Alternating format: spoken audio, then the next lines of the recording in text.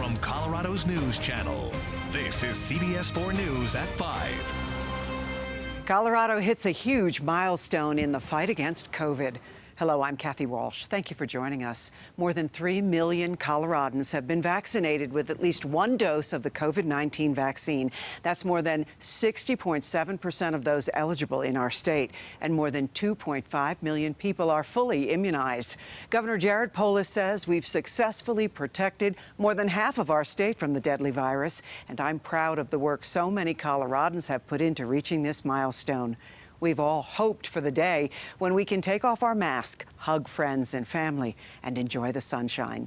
This vaccine makes it possible. Each person who gets vaccinated makes our community safer. The latest numbers today show 679 additional cases of COVID. The state's 7-day positivity rate is now below 3%, and the number of people hospitalized is up slightly to 462 statewide.